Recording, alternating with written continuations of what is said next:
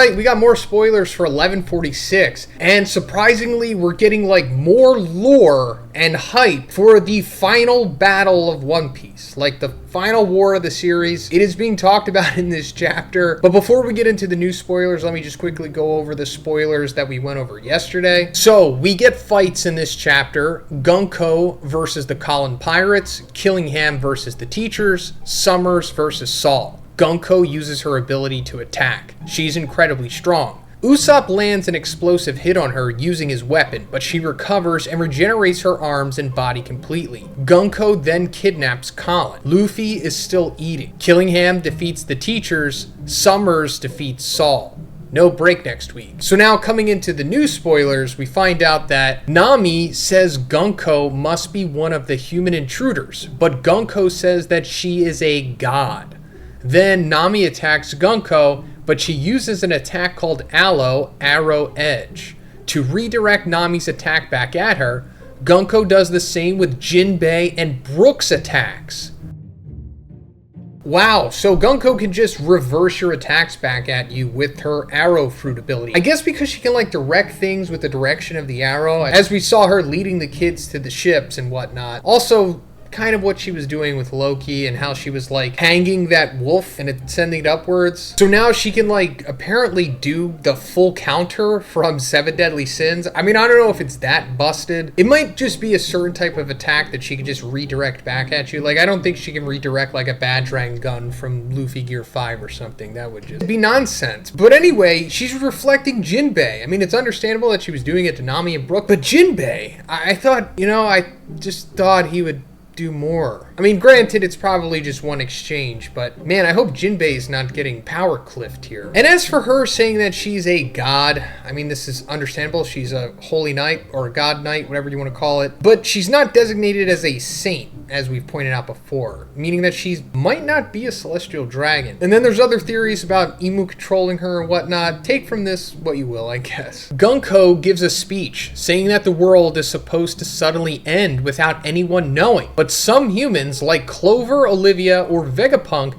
realized it and they warned everyone. She says now that everyone knows an immense war that will engulf the whole world within it is about to occur. When it does, it is certainly worth considering the question of who will the giants follow. So this is what I was talking about in the beginning. The final war of One Piece is being discussed here. We all know it's an inevitability. It is going to happen. That's what the final arc is going to be about. All the factions in the world come together and it's just Ragnarok, Battle Royale, winner takes all. But now Gunko is saying that the whole world was supposed to end. It goes back to like the great cleansing that the Gorosei were talking about and how there was like previous floods in the world and why the sea level is at the level it's at currently. I guess that was supposed to happen again and they were going to do like a hard reset on civilization because I guess it didn't turn out the way that they wanted it to, the Imu and the world government. But now that everyone knows that something's going to happen because of Vegapunk's broadcast, even though he didn't really say much, but this is going to spark the final war that's going to happen. And I guess it's probably going to happen because of what happens at the end of this Elbaf arc.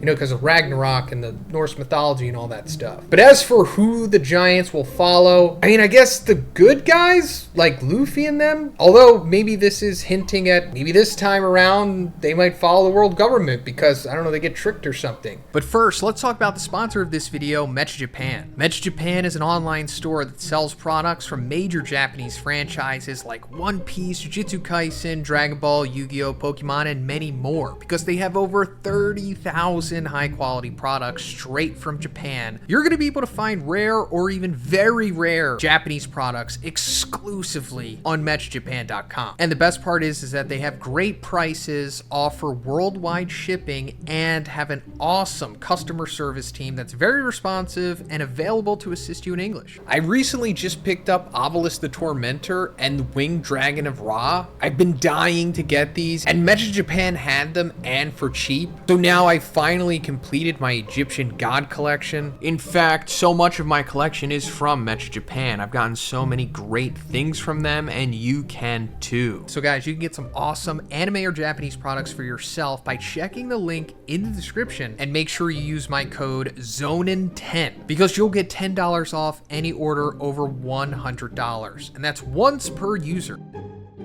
Luffy and Loki are fat now because they ate all the food. LOL! Killingham defeats Kiba and Ange at the Walrus School, and then he prepares to broadcast something.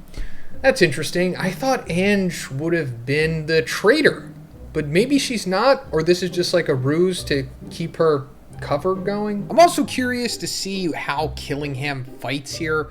Like we talked about before, he does have like a trident, so I guess he's using that.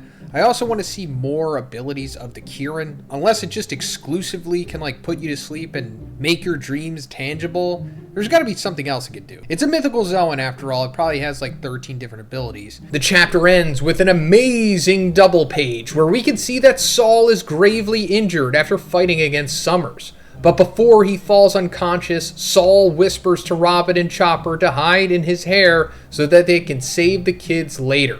I'm not really concerned about Saul. It would be really hilarious if he has like another fake out death. Like, what is the point of it? What is this guy's purpose? He just keeps getting beat up and then kind of helping Robin, but then ultimately it's somebody else that winds up helping her anyway. I mean, I guess he brought the books from Ohara to Elbaf, but like, what has come of it?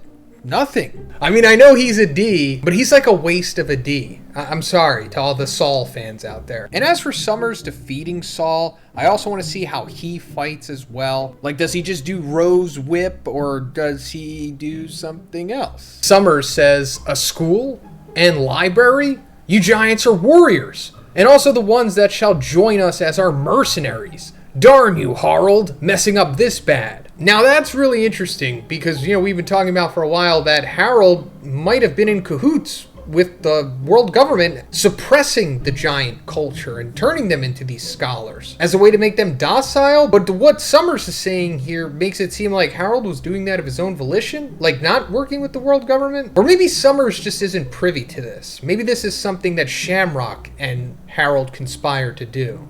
Because, you know, it's implied that Shamrock and Harold were like boys or something. But yeah, that's essentially it for the spoilers here. As we talked about before, Killingham is defeating Kiba and Ange. Summers defeating Saul. We don't know what's going on here. I'm assuming it wasn't very difficult for them. If we're able to see some stuff tomorrow, I'll make a follow-up video to this chapter going over what we're finding out in the actual chapter itself, seeing like how these guys are fighting. I mean, we know what their devil fruits are.